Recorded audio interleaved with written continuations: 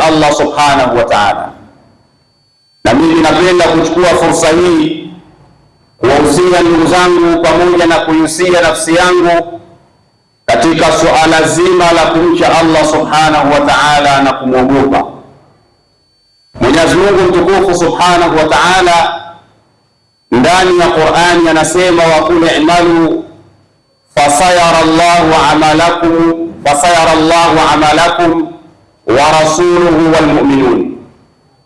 Mwenyezi Mungu mtukufu subhanahu wa ta'ala anatuelekeza ya kwamba wanadamu wafanye, Allah subhanahu wa ta'ala ataona, na Mtume sallallahu alayhi wa alihi wasallama ataona, na waumini vile vile nao pia wataona. Aya hii itakuwa ndiyo msingi wa khutba yetu ya leo, ambayo tunakusudia kuelezea umuhimu wa kufanya kazi katika maisha ya Muislamu. Ndugu zangu, mada hii nimeichagua baada ya kuona tumemaliza mwezi mtukufu wa Ramadhani, na asilimia kubwa tunavyoona ni kwamba baada ya mwezi mtukufu wa Ramadhani ni kama vile watu ndio kama wanaanza mwaka mwingine. Lakini kwa hakika kumalizika kwa mwezi mtukufu wa Ramadhani au kuingia kwa mwezi wa Shawwal haina maana kwa ndio mwaka unaanza, ila watu wengi wanadhani kwamba Ramadhani ikimalizika basi inakuwa kama vile mwaka ndio umemalizika, ikiingia Shawwal watu wanakuwa wanaanza mwaka mwingine. Sasa nimeamua kuichagua mada hii kwa makusudi kuelezana umuhimu wa kufanya kazi katika maisha ya Muislamu. Ndugu zangu, kuna maneno mawili ambayo yanashabihiana sana ukiyatazama. Kuna neno linaitwa al-iqtisad. Kuna kitu katika lugha ya Kiarabu kinaitwa uchumi, lakini vile vile kuna neno linaitwa al-i'tiqad. Kuna neno linaitwa itikadi, au kwa tafsiri nyepesi maana yake ni imani. Maneno haya mawili ukiyatazama yanafanana sana, iktisadi na i'tiqadi, kwa maana ya kwamba kuna kitu kinaitwa uchumi na kuna kitu kinaitwa imani au itikadi. Maneno haya mawili kufanana kwake, tafsiri yake ni kwamba yanaendana sambamba. Unapokuwa na imani lazima uhakikishe kwamba uwe na uchumi, maana yake unafanya kazi kwa ajili ya kupata kipato cha halali, uwe na uchumi. Na unapokuwa unafanya kazi ukawa na uchumi, ni lazima uhakikishe kwamba unakuwa na imani. Kwa hiyo ni maneno mawili ambayo yanafanana katika lugha ya Kiarabu. Kuna baadhi ya maneno yanafanana lakini yana maana mbili tofauti, lakini yanaendana katika vitendo. Ni sawasawa kwa wale ambao waliosoma lugha ya Kiarabu, maneno haya kwenye balagha tungeaingiza tukasema hii ni jinasu. Jinasu maana yake ni maneno ima yanafanana herufi au pengine yanafanana, lakini kuna baadhi ya herufi inakuwa hazipo ndani yake, lakini kuna baadhi ya herufi zimefanana. Ndio maana ya itikadi na iktisadi. Ni maneno ambayo yanazungumzia uchumi na imani, yanafanana kwenye kuyatamka ukiyatazama, lakini pia yanafanana kwenye vitendo. Inawezekana ukawa na imani lakini ukikosa kitu kinaitwa uchumi, kuna hatari ya imani yako kuweza kutetereka.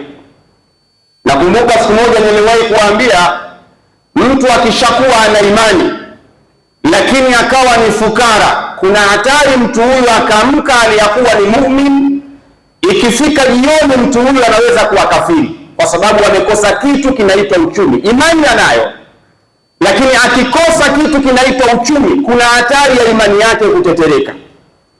Lakini pia mtu anaweza akaamka asubuhi akawa ni tajiri, akawa na uchumi mzuri mashallah, lakini ikifika jioni anaweza akawa ni kafiri. Kwa sababu gani? Amekosa kitu kinaitwa imani. Yani ule utajiri wake au uchumi wake unaweza ukampelekea kwenye kumkufuru Allah subhanahu wa ta'ala. Tabaan, lakini mahalu shahid ni kwamba vitu vyote viwili hivi vinashabihiana na vinaendana pamoja. Ukiwa na imani lazima ujilazimishe kufanya kazi, uwe na uchumi. na ukiwa na uchumi lazima ujilazimishe uwe na imani ya sawasawa. Niliwahi kutoa mfano mmoja. Kwa mfano, mtu anaweza akawa ni mfanya biashara, pengine anauza mchele. Mtu anaweza akaja dukani kwake akamwambia, bwana, mchele huu ni wa Mbeya, lakini kumbe mchele ule ni wa Msanga Bembeza. Yeye kwa kuwa amekosa imani anamdanganya yule ambaye ni mnunuzi, na Mtume anasema man ghashana falaisa minna, yule mwenye kufanya ghushi sio katika sisi. Kwa hiyo mtu akikosa imani anaweza kumdanganya mteja wake. Pengine anaweza akaja mtu kwenye duka lako la simu ukamwambia, bwana, hii ni bidhaa kutoka UK, kutoka Uingereza au kutoka Marekani, kumbe umenunua Guangzhou.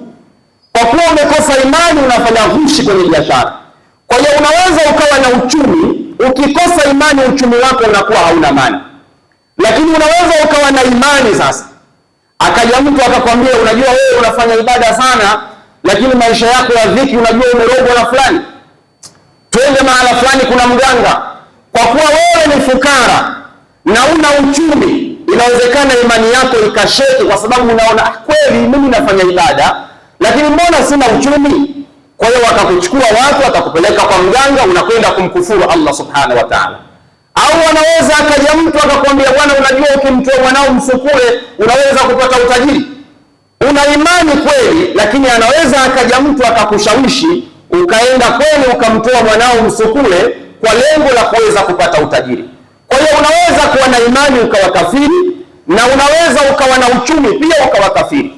Lazima vitu vyote viwili hivi viende sambamba. Unapokuwa Muislamu wa sawasawa, ni lazima uhakikishe ya kwamba juu ya imani yako uliyokuwa nayo, lakini unafanya kazi kwa juhudi kuhakikisha ya kwamba unakuwa na uchumi katika maisha yako.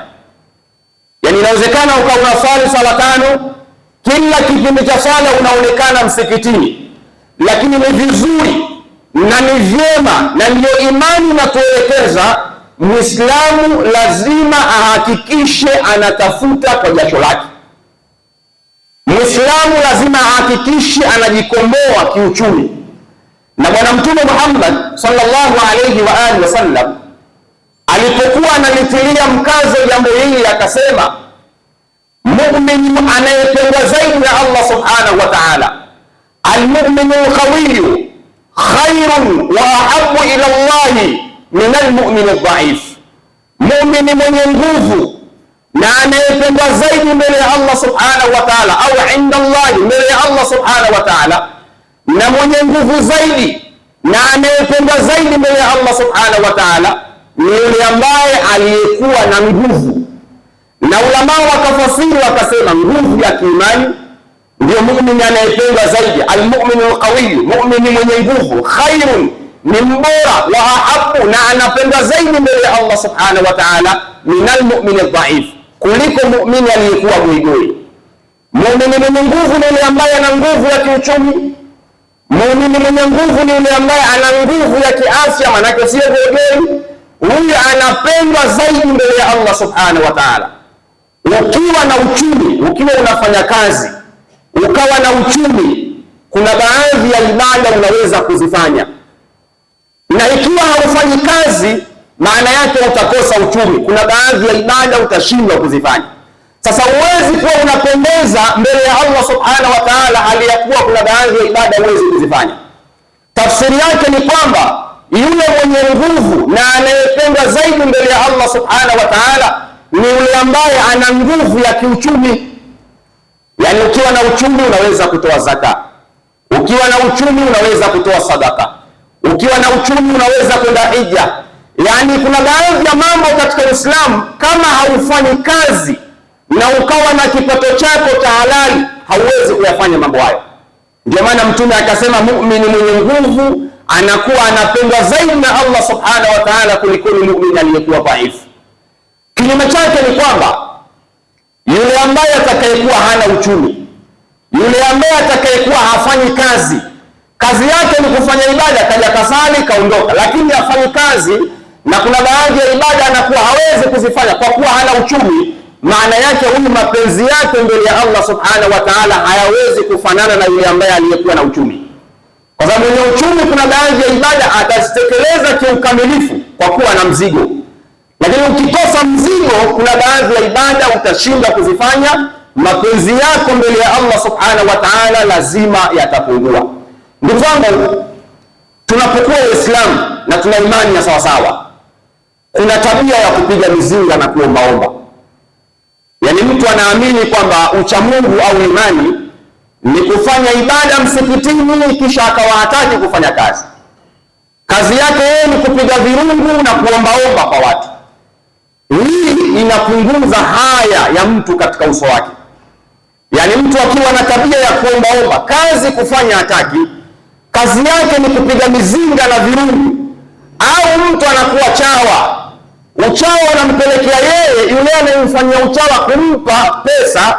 Maana yake ni kwamba mtu huyu haya yake inakuwa inaondoka katika uso wake, na haya ikiwa inaondoka katika uso, tafsiri yake ni kwamba ile imani ya mtu inakuwa inapotea. Na Mtume sallallahu alayhi wa alihi wasallam anasema alhayau min al-imani, haya ni katika imani. Yani mtu akiwa na haya ndio tunahesabu kwamba mtu huyu ana imani. Atamuonea haya Allah subhanahu wa ta'ala, atawaonea haya wanadamu wenzie kwa sababu ana imani. Ukiwa na kawaida ya kuombaomba, ile haya inakuwa inaondoka katika uso wako. Sasa mtu anapoteza imani yake automatic bila yeye mwenyewe kujua kama ile imani yake inapotea. Ni lazima Muislamu ajibidiishe kwenye kufanya kazi, kuomba na yule anayetoa anakuwa ni bora zaidi kuliko anayeomba. Na hadithi ya Bwana Mtume Muhammad sallallahu alayhi wa alihi wasallam inasema al-yadul ulya khayrun min al-yadi sufla, mkono wa juu, mkono wa kutoa ni bora zaidi kuliko ule mkono wa chini wa kuomba. Al-yadul ulya khayrun min al-yadi sufla, mkono wa juu wa kutoa ni bora zaidi kuliko mkono wa kuomba. Waswahili waliwahi kusema kuomba unakutana na mambo matatu. Kwanza, jambo la kwanza, kunapatikana aibu ya kunyimwa ukienda kuomba. Jambo la pili, kwenye kuomba ukienda unakutana na aibu ya kutangazwa kwa watu. Yaani unakwenda kumuomba mtu anakunyima, akishakunyima anakwenda kukutangaza kwa watu kwamba fulani ana tabia ya kuombaomba, na akishakutangaza kwa watu ile heshima yako inakuwa inashuka, inapotea. Sasa Muislamu lazima ajibidiishe kwenye kufanya kazi, kwa kuwa kazi ndio inaweza kumpa sharafu. Ukiwa na uchumi, kuna baadhi ya mambo unakuwa unaweza kuyafanya bila ya kuangalia mtu fulani anasema nini. Kwa kuwa una uchumi unaweza kuyafanya baadhi ya mambo, na kuna baadhi ya mambo unaweza kuyasema kwa kuwa una uchumi.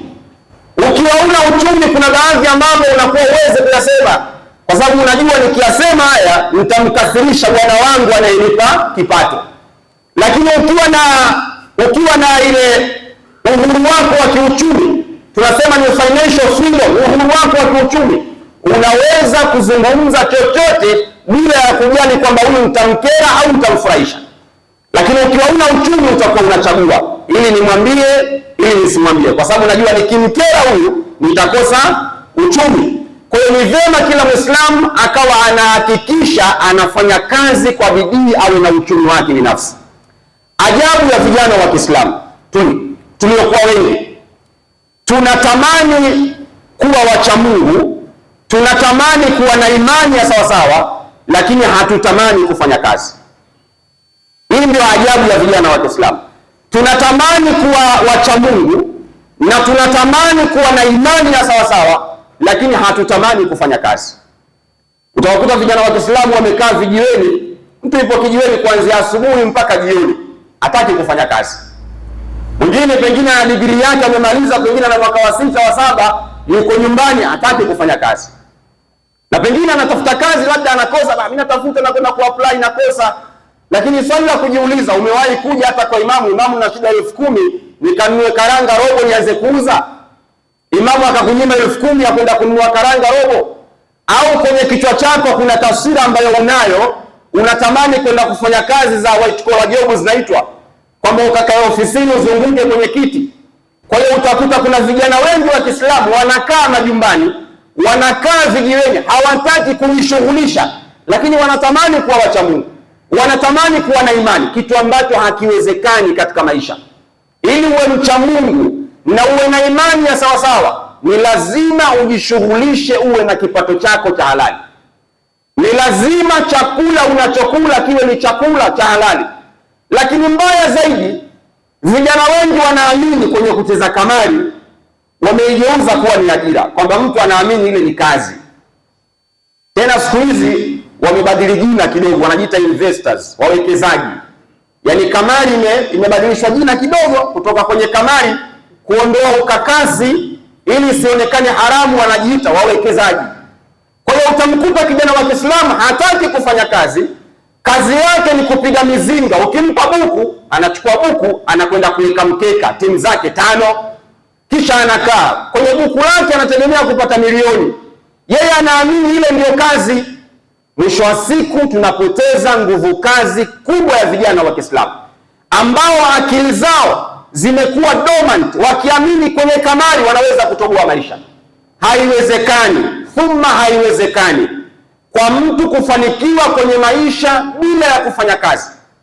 Haijawahi kutokea katika dunia hii tangu kuumbwa mtu akafanikiwa kwenye maisha bila ya kufanya kazi. Ajabu iliyopo kwenye michezo ya kamari, ajabu iliyopo. Unaweza ukabeti, ukaweka buku, ukapata milioni.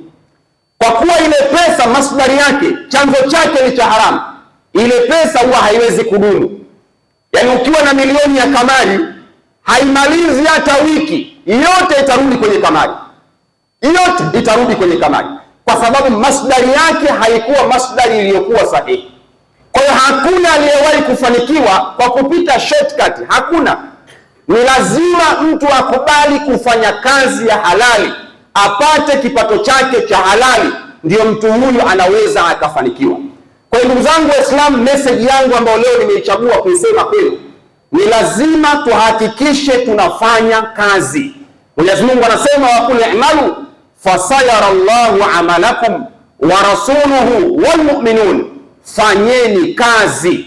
Mwenyezi Mungu ataona kazi mnayofanya, na mtume ataona kazi mnayofanya, na waumini pia wataona kazi mnayofanya. Lakini almuhimu, lazima uhakikishe unafanya kazi. Haiwezekani imani yako ikawa ya sawasawa ikiwa hauna chanzo cha mapato. Kwa vyovyote vile utakwenda utasheki. Imani yako itatingishika tu kwa sababu hauna chanzo cha mapato. Utakwenda unafanya ibada, ipo siku utamkufuru Allah subhanahu wa ta'ala. Na inawezekana ukawa na uchumi, lakini pia kama una imani, inawezekana uchumi wako ikawa ni sababu ya kukupelekea kumaasi Allah subhanahu wa ta'ala. Wallahu tabaraka wa ta'ala yaqul, a'udhu billahi minash shaitani rajim, bismillahir rahmanir rahim, wal 'asr innal insana lafi khusr illa alladhina amanu wa 'amilus salihat wa tawasaw bil haqqi wa tawasaw bis sabr. Barakallahu li wa lakum bil Qur'anil 'azim wa nafa'ani wa iyyakum bil ayati wa dhikril hakim. أقول قولي هذا أستغفره إنه الغفور الرحيم هو البر الكريم. استغفر الله العظيم. وعلى آله وصحبه ومن والاه، أما بعد، فيا عباد الله، أوصيكم ونفسي بتقوى الله تعالى وطاعته فقد فاز المتقون. Ndugu zangu, baada ya kumshukuru Allah subhanahu wa ta'ala na kumtakia rehema Bwana Mtume Muhammad sallallahu alayhi wa alihi wasallam, hotuba yetu ya leo tunakumbushana juu ya umuhimu wa kufanya kazi katika Uislamu. Na hotuba ya kwanza nimewaeleza ya kwamba mkono wa juu ni bora zaidi, mkono wa kutoa ni bora zaidi kulikoni mkono wa kupokea. Ikiwa unapenda kutoa, Allah subhanahu wa ta'ala anakuwa anakupenda zaidi kulikoni ukawa na tabia ya kupenda kuombaomba. Ndugu zangu na vijana wenzangu wa Kiislamu, mtu atapata kile ambacho alichokuwa amekifanyia kazi. Wa alaisa lilinsani illa ma saa, mtu hatopata illa lile ambalo amelifanyia kazi. Na Waarabu wana methali moja, wanasema aljazau min jinsi al-amal, malipo yatatokana na aina ya kazi uliyoifanya. Ni vyema kama unataka matokeo mazuri katika maisha, ni vyema ukajishughulisha. Yaani kama unataka utajiri, unataka kuwa na imani ya sawasawa, taka kuwa mcha Mungu. Yani huwezi kupata ila kile ambacho umekitengeneza wewe mwenyewe. Ni vizuri tukawa tunapambana kwenye maisha, na mwanadamu anapokuwa anapambana, Allah subhanahu wa ta'ala anaiona ile juhudi yake. Muislamu anapokuwa anapambana, Allah subhanahu wa ta'ala anaiona ile juhudi yake. Mwenyezi Mungu ndiyo musabbibul asbab, yeye ndiyo musabbibul asbab, lakini lazima Muislamu utengeneze ile asbabu ya kupata riziki. Yani uweze kusema Mwenyezi Mungu bwana huwa Razzaqun, Mwenyezi Mungu ndiye anatoa riziki, lakini haiwezekani Mwenyezi Mungu kukupa riziki bila wewe kutengeneza njia ya kuweza kupata riziki. Haiwezekani. Waliopata bahati hiyo ya kuletewa riziki pasipo kutengeneza asbabu walikuwa Bani Israili. Wao walikuwa wakiletewa manna wa salwa. Mwenyezi Mungu ndani ya Qur'ani anasema anzalna alaykumul manna wasalwa, tuliwateremshieni ninyi manna wasalwa. Alikuwa akiwateremshia chakula kutoka peponi. Wale Mwenyezi Mungu alikuwa akiwaletea direct kutoka peponi mpaka maidatu ta'am, meza ya chakula walikuwa wakiletewa Bani Israili. Lakini mimi na wewe bahati hiyo hatuna. Ili riziki yako uweze kuipata, ni lazima uhakikishe unatafuta sababu. Lazima uhakikishe unatafuta sababu ya kuweza kupata riziki. Ukitengeneza sababu, Allah subhanahu wa ta'ala ndio anakupa riziki. Vijana wenzangu wa Kiislamu, mwaka jana niliwahi kuambia hiki kitu na leo narudia tena. Mwaka jana niliwahi kuambia na leo narudia tena. Lazima tuhakikishe tunapambana kutafuta riziki za halali ili kuweza kutengeneza maisha yetu na Uislamu wetu. Lazima tupambane kuhakikisha tunatafuta riziki za halali. Haya mambo ya kuja msikitini mnataka kuambiwa habari za nyoka na kenge wapo kaburini wanawatafuna watu kila siku, mwisho wa siku vijana wa Kiislamu mnashinda kutekeleza mambo ya Uislamu. Kweli tunaweza kuambia habari ya kenge, nyoka, kuna nge mkali kaburini, kweli tunakwenda kaburini. Lakini brother, duniani hapa napo usisahau fungu lako, wala tansa nasibaka minad dunya. Usisahau fungu lako la maisha yako ya dunia. Yani hatuwezi kukwambia bwana kuna akhera kisha ukaona kama msikitini tu usifanye kazi. Haiwezekani. Haiwezekani. Lazima vijana wa Kiislamu tuhakikishe tunafanya kazi, tunapambana, tunapata kipato cha halali ili kuweza kutengeneza dunia yetu na akhera yetu. Mimi nawapa mfano, mwaka jana niliwaambia na leo nawaambia tena. Baada ya sala hapa tutasimama hapa kwa ajili ya kuomba sadaka. Lakini watu wa kwanza kutoka watakuwa ni vijana wa Kiislamu. Watu wa kwanza kutoka watakuwa ni vijana wa Kiislamu. Lakini unaweza ukamlaumu mbona anatoka? Pengine begi hana, vijana begi, mzigo hana. Kwa nini? Kwa hiyo kuna baadhi ya mambo yanashindwa kutekelezeka katika Uislamu kwa sababu tumeshindwa kupambana kutafuta kipato cha halali kuweza kusaidia Uislamu wetu. Kuna baadhi ya mambo katika Uislamu hayaendi kwa sababu watu wanakosa uchumi. Tazama leo hali za walimu madrasa mitaani huko.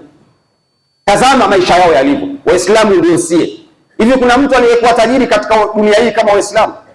Mbona leo Waislamu tunaonekana wanyonge, lakini wasiokuwa Waislamu ndio wanaonekana wako mbele na mambo yao yanakwenda? Hali ya kuwa sio Waislamu ndio tuko mbele kwenye kila jambo. Top 10 ya matajiri Tanzania ni Waislamu. Sio Tanzania, hata duniani. Hao kina Elon Musk wanatajwa tu, lakini kuna watu wako Bahrain, wako Qatar, wako Dubai, wana pesa nyingi kuwashinda hao. Ni Waislamu. Kwa nini leo Waislamu wanaonekana wako nyuma na wasiokuwa Waislamu wanaonekana wako mbele? Lazima tupambane, tuhakikishe tunakuwa na riziki ya halali. Tufanyeni kazi. Tuache kulialia vijana wa Kiislamu. Maana wako vijana wa Kiislamu kazi yao ni kulialia, maisha magumu, kazi hamna, hivi na hivi. Brother, umekwenda sokoni kunyonyoa kuku, watu wakunyima kazi? Au unachagua kazi ya kufanya? Maana wakati mwingine usilalamike tu rais mbaya, nchi mbaya, kazi hakuna. Umekwenda brother sokoni hapo kunyonyoa kuku, watu wakakunyima? Brother, umeuza karanga, umeuza machungwa, mpaka unasema hali ngumu. Tunawaona vijana wa Kiha, vijana wa Kinyamwezi, wa Kidigo wanakuja mjini hapa wanauza machungwa. Na mwisho wa siku wanafanikiwa, wanauza karanga, wanafanikiwa. Sio vijana wa Kiislamu tuko wapi? Tumetengeneza ile imagination kwenye vichwa vyetu kwamba lazima mimi niwe na biashara aina fulani, lazima mimi niwe na kazi aina fulani. Haiwezekani brother. Lazima uanzie chini. Yani hakuna alianza kubwa akanyanyukia juu. Wote matajiri hao, someni historia zao. Hakuna aliyenyanyukia juu, alianzia chini. Lazima tupambane kwenye kufanya kazi. Tukifanya, Allah subhanahu wa ta'ala atatuwekea wepesi katika mambo yetu. Tukikaa tukaacha kufanya kazi, tutaendelea kulalamika na maisha yatakuwa magumu, kwa sababu hatujaonyesha ili Allah subhanahu wa ta'ala atufungulie milango yake ya riziki. Leo ukitembea katika majumba, tunayasema haya ili vijana wa Kiislamu, mnatembea mkitembea katika majumba ya ibada ya wenzetu, majumba ya ibada ya wenzetu, riziki zao sio za halali. Pengine kuna watu wanauza nguruwe, pengine wanauza kadha wa kadha, lakini ukienda katika majumba yao ya ibada kwenye ishu ya kutoa sadaka, ninyi wote ni mashahidi. Kwa nini wale wanatoa si hatutoe?